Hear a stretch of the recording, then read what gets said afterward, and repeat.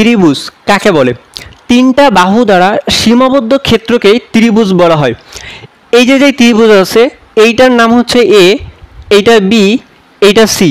এই A B C এইগুলোকে বলা হয় ত্রিভুজের শীর্ষবিন্দু।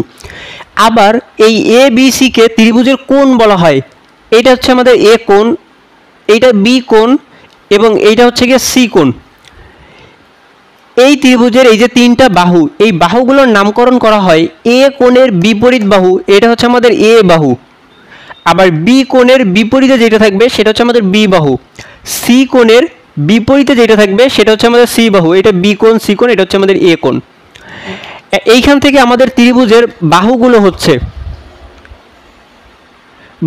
হচ্ছে এ বি বাহু। এ বি বাহু এটার মান হবে হচ্ছে গিয়ে সি। আবার বি সি বাহু এইটার মান হচ্ছে এ।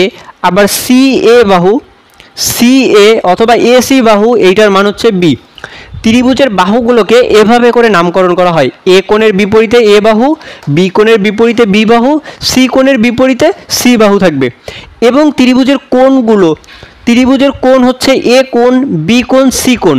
এই ত্রিভুজের তিনটা কোণের সমষ্টি সবসময়ের জন্য 180 ডিগ্রি হবে। ত্রিভুজের তিন কোণের সমষ্টি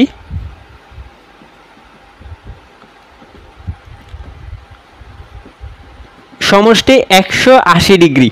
অর্থাৎ এইটাকে আমরা বলতে পারি এ কোণ। এই কোণকে এভাবে লেখা হয় এ কোণ প্লাস হচ্ছে গিয়ে বি কোণ প্লাস সি কোণ, এই তিনটার যোগফল 180 ডিগ্রি। আশা করি বুঝছেন।